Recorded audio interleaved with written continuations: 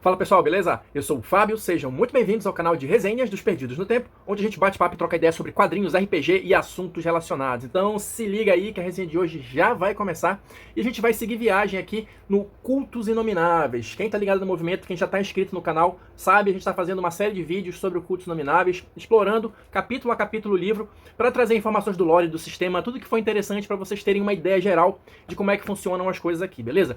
Quem tá chegando agora é só conferir a nossa playlist exclusiva para assistir a série desde o início, ou se você perdeu algum vídeo, quer refrescar a memória, o importante é que a gente perca a sanidade juntos aqui explorando o Cultos Inomináveis, beleza? Então olha só, hoje a gente vai começar um capítulo novo, o capítulo 6, que vai tratar justamente, olha, sobre os cultos. Tá? É um capítulo relativamente longo, então vou fracionar o conteúdo em alguns vídeos. Só que assim, como esse é o ponto central do jogo, pelo menos na minha opinião, porque a gente tá aqui, os personagens, né, do Cultos Inomináveis são cultistas, então é aquela mudança de perspectiva, né, em relação à grande maioria dos jogos que abordam os mitos de Cthulhu. Normalmente você joga com um investigador, né, alguém que está tentando deter os cultos, né, então aqui a chave inverte. Então, para tentar passar bem essa ideia de o que significam os cultos aqui nesse universo do Cultos Inomináveis, eu acho interessante a gente discutir algumas ideias que o livro traz aqui para contextualizar bem isso. Na verdade, tudo que eu vou falar hoje está contido somente nessas duas primeiras páginas aqui. Mas eu acho importante justamente para dar o peso do que significam os cultos aqui nesse universo. Porque, afinal de contas, se você está jogando com um cultista, isso tem que se diferenciar de alguma maneira daquela visão básica e simples que a gente tem de cultos envolvendo as criaturas de Cthulhu, né, os mitos, por conta de outros jogos. Então aqui a gente vai tentar marcar bem qual é a proposta do jogo, né, e como você deve utilizar os cultos na sua história, na sua campanha, na criação dos cultos. Né? A gente vai falar um pouquinho de regras também, não nesse vídeo, mas no próximo, né, em alguns próximos. Então, sem mais delongas, vamos mergulhar aqui no universo dos cultos. Então vamos lá, pessoal, para a gente começar aqui a nossa conversa, para a gente começar a tentar afirmar esse entendimento sobre a visão dos cultos aqui no universo dos cultos inomináveis, o capítulo ele vai abrir dizendo que o ser humano é essencialmente uma criatura sociável e por conta disso ele tem a tendência, né, de se reunir em diversos tipos de associações, grupos, etc e tal. Ele dá vários exemplos aqui, mas eu não vou ler esses exemplos ainda, porque a gente vai retomar essa ideia daqui a pouquinho. Então, dito isso, ele passa a definir o que seriam os cultos aqui na visão mais do jogo, né? E eu vou ler um trechinho aqui do livro, 2 trechinhos, para dar essa ideia geral para vocês. Olha só, então, segundo aqui os autores do Cultos Inomináveis, um culto é apenas um outro grupo humano, mais ou menos humano, né? Que difere de qualquer outro, pois tem contato direto com os mitos. Então esse é o primeiro ponto. Esse contato pode impregnar vários ou todos os aspectos do grupo.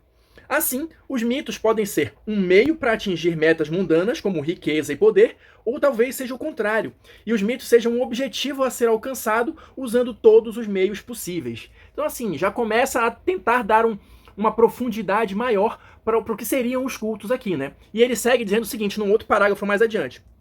Um culto é algo mais do que um grupo de fanáticos religiosos vestido com túnicas estranhas, brandindo facas rituais e querendo sacrificar virgens em altares blasfemos de divindades primordiais. Ou seja, essa aqui é aquela visão básica, estereotipada do culto, né? Todo mundo vestido aquela túnica, aquele hobbit, com aquelas facas encurvadas sacrificando virgens. Não, a ideia aqui não é essa. Justamente como eu falei no início do vídeo, já que os cultos são o centro aqui da proposta de jogo, né, dos cultos inomináveis, você vai precisar de algo a mais, né? Justamente para diferenciar a sua história, separá-la desses clichês que a gente está acostumado a usar quando os cultistas são os inimigos, né? Geralmente a gente tem essa ideia base. Então o objetivo do capítulo aqui como um todo é justamente fornecer ideias, sugestões e maneiras de você criar um culto que se afaste desse estereótipo. A gente vai ter regras também, mas a ideia principal, pelo menos o que eu entendi até agora, é isso, é você criar um culto com personalidade, né? Um culto que seja único. E como é que você vai começar a fazer isso? Bom, com os integrantes, né? Uma ideia que o livro traz aqui também nesse início é que todos os integrantes de um culto um dia foram pessoas normais, aqui entre aspas, pessoas comuns, né, que em algum momento da sua vida tiveram contato com os mitos e a partir daí resolveram ingressar ou formar o seu próprio culto. Só que assim, da feita que essas pessoas ingressam num culto, pelo menos inicialmente, elas não vão se tornar cultistas em tempo integral, né? Ninguém vai acordar e dormir só pensando nos mitos, pelo menos nos estágios iniciais, né? Porque qual é a ideia aqui? Você precisa comer, né? A gente está aqui numa ambientação contemporânea. Você precisa comer, você precisa ganhar dinheiro, você tem a sua família, você tem colegas de trabalho, você tem outras relações que estão, em princípio, fora dessa sua realidade, desse seu universo ligado aos mitos. Então, a partir disso, você constrói pessoas, né? Assim, o mais verossímil possível, né? Pessoas mais verossímeis possíveis, e a partir daí você vai ver como esta pessoa se integraria neste ou naquele culto. Esse é o primeiro ponto. E aqui, falando dessa questão de pessoas normais, de pessoas comuns e cultos diferentes, eu vou retomar aquela ideia que eu falei lá no início, que o ser humano é um ser essencialmente sociável que gosta de se aglomerar, de se reunir em diferentes tipos de organização. E para isso, agora sim, eu vou ler os exemplos que o livro traz aqui logo na abertura do capítulo e a gente vai discutir um pouquinho sobre eles à luz dessas informações que eu já passei para vocês. Então olha lá, exemplos. Pense em alguns grupos, né? Quantos exemplos de grupos você quiser. Família, círculo de amigos, colegas de estudo ou de trabalho, um clube de astronomia, uma associação de colecionadores, uma comunidade da internet, uma congregação religiosa, fãs de um grupo musical, um grupo terrorista, uma comunidade de vizinhos, um bando de motociclistas, funcionários de multinacionais espalhados por todo o mundo, membros de um partido político, uma gangue organizada de ladrões, seguidores de uma certa ideologia política e por aí vai. O que o livro quer dizer com isso? Qualquer tipo de organização, de grupo que você seja capaz de imaginar, pode, caso esse seja o interesse dos jogadores, constituir ali o núcleo do seu culto em cultos inomináveis. Né? O livro, inclusive, ele segue aqui comentando um pouquinho disso para justamente tentar incutir melhor essa ideia. Olha só, não é difícil introduzir nesses exemplos que eu coloquei aqui, um ou vários elementos dos mitos que mudem a sua natureza, dando origem a uma paródia sinistra do que deveriam ser na realidade. Ou seja, você pode usar como base qualquer um desses grupos que eu citei aqui nos exemplos, ou outro que você consiga imaginar, e a partir dele criar o seu culto. Ou você pode usar eles como algo que pode interferir na vida do seu cultista. Ele faz parte de um culto, venerando algum dos mitos, mas ele também tem família, ele tem colegas de trabalho, ele faz parte de um grupo de assistência social, sei lá o quê. Ou pode ser o contrário. Esse grupo do qual ele faz parte, ou um dos grupos mais importantes dentro da realidade dele, pode ser a um grupo que esteja iniciando ou já seja experimentado nesse ramo, vamos colocar assim, de veneração dos mitos. Eu já imaginou um grupo de colegas de trabalho que venera os mitos? Talvez seja bom você não se aproximar muito dos seus colegas de trabalho, não sei. Ou esse exemplo que eu achei bem legal aqui, funcionários de uma multinacional que estão espalhados pelo mundo, mas conseguem se conectar, afinal de contas estamos falando aqui de um mundo contemporâneo, e através da internet, ou sei lá como, uma videoconferência, se reúnem aí periodicamente para venerar Cthulhu, para venerar Astor, sei lá, o que você quiser. Então assim, quando você começa a pensar sobre esse assunto, você consegue expandir o seu leque de ideias para justamente se afastar daquele estereótipo simplório e básico da galera vestido de mantos e tal, com as facas recurvadas. A ideia principal desse capítulo como um todo parte desse princípio. Uma outra ideia interessante, escalonando aí essas informações, é o seguinte: assim como os cultos devem escapar dos estereótipos, né, a formação dos cultos em si, as ideias, né, também devem escapar disso. Qual é a ideia deles? Dominar o mundo, destruir o planeta? Talvez, mas isso é muito básico, vamos dizer assim, isso é muito comum. A ideia aqui é que justamente os cultistas eles não vão ser simples vilões, né? Na verdade, as motivações deles podem ser tão infinitas quanto os tipos de grupos que podem dar origem a cultos. Então o livro traz alguns exemplos aqui. Eles podem ter uma motivação científica, podem ter motivações inicialmente bem intencionadas, eles podem inicialmente visar o bem maior, eles podem ser egoístas também, eles podem querer o mal absoluto. Enfim, tem diferentes possibilidades de motivação, das mais simples, das mais comuns, vamos colocar assim, até as mais elaboradas. Uma que eu achei interessante aqui, eu vou ler um trechinho aqui do livro, é o seguinte, olha só. Ambientalistas dispostos a evitar o desastre ambiental, recorrendo a uma antiga divindade da natureza, que acreditam que estão buscando um bem maior. Ou seja, sei lá, pensa ali num grupo de oceanógrafos que de repente entra em contato com abissais ali e descobre a existência de Rilé ou algo assim. Poxa, Cthulhu é uma antiga divindade marinha, vamos venerá-lo para proteger os oceanos.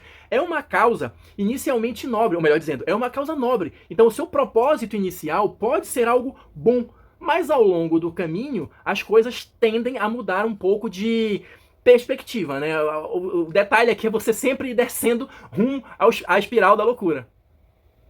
E seguindo um pouco nesse raciocínio, uma outra ideia interessante que o livro traz é justamente essa. O que diferencia um cultista de uma pessoa normal, de um cidadão comum, que não se tornou um cultista, alguma coisa assim?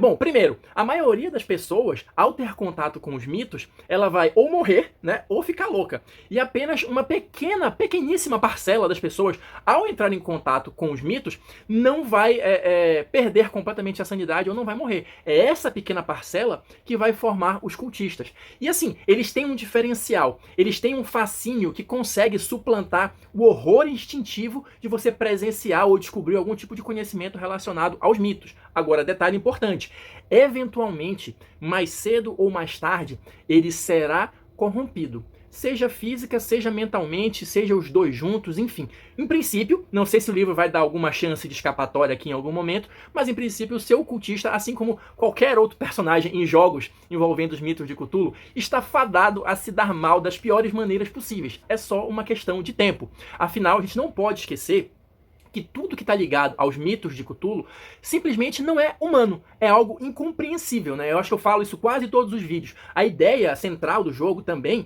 é que tudo que você entra em contato relacionado aos mitos não consiga ser totalmente compreendido, né? Você sempre tem que ficar em dúvida se você de fato conseguiu entender, se é aquilo mesmo. Tem que sempre existir aquela pontinha de dúvida, porque a gente está tratando de algo de fato alienígena, acima da nossa compreensão, acima da compreensão da mente humana, né? E o detalhe disso, uma informação que o livro traz aqui, é que por conta desse fascínio exacerbado, dessa questão de tudo ser incompreensível e de você fatalmente, mais cedo ou mais tarde, ser corrompido, todos os cultos já trazem desde a sua origem a semente da sua própria destruição. Então isso é interessante, você pode construir um arco de histórias bem bacana se você conseguir trabalhar legal esses elementos. Uma outra informação bem interessante aqui da gente colocar na nossa contextualização inicial é o que está presente aqui nessa seção, olha. Investigadores e cultistas, dois lados da mesma moeda. Aqui, eu achei uma perspectiva interessante que o livro apresenta, porque, como eu acabei de falar, a maioria das pessoas que entram em contato com os mitos acaba morta ou louca, né? E uma pequena parcela consegue sobreviver a esses encontros com relativa sanidade, e aí, esta pequena parcela, na verdade, vai se dividir em duas. A galera que tem aquele fascínio exacerbado, que vai virar um cultista, né? Alguma coisa nesse sentido, e a outra galera que sobreviveu e vai passar a dedicar a sua vida ou o que resta da sua sanidade em combater algo que eles perceberam como estritamente maligno, alguma coisa assim, que são os chamados investigadores, né? Que de uma maneira geral é a denominação que é dada para todos os heróis, né? Em outros jogos que envolvem os mitos de Cthulhu. Então, na verdade, a diferença entre cultistas e investigadores é somente essa questão da percepção.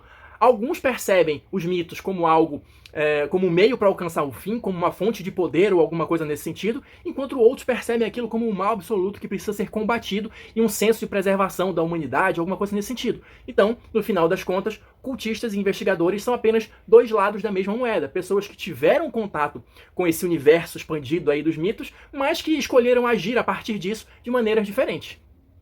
Para a gente encerrar aqui esse vídeo, o livro ele vai trazer aqui também algumas sugestões iniciais de como usar o culto na sua campanha, né, uma campanha prolongada. O culto ele deve ser encarado como um personagem da campanha, ou seja, ele tem que ter vida própria, ele tem que ter profundidade, ele tem que ter os seus detalhes, né? A gente vai ter algumas regras específicas para isso também, mas o importante é que ele seja o mais único, né? Tenha uma visão de mundo diferenciada, tenha um estilo próprio de agir, ou seja, ele seja um personagem da campanha também. Por isso a sugestão que o livro faz é que você crie o culto junto com os jogadores, é claro, antes do início do jogo. Porque se você for fazendo a coisa à medida que a campanha vai rolando, talvez você acabe caindo naqueles estereótipos que eu citei no início do vídeo que a gente quer evitar aqui para dar um diferencial, para dar uma profundidade maior aqui no seu culto, né? E a ideia, o livro vai trazer aqui uma série de sugestões, são 6 questões que o livro apresenta aqui, que são fundamentais na hora de você criar o seu culto. A gente vai nos próximos vídeos dissecar cada uma delas, mas só para citar aqui para vocês e para a gente fechar esse primeiro vídeo sobre cultos. Quais são essas 6 questões?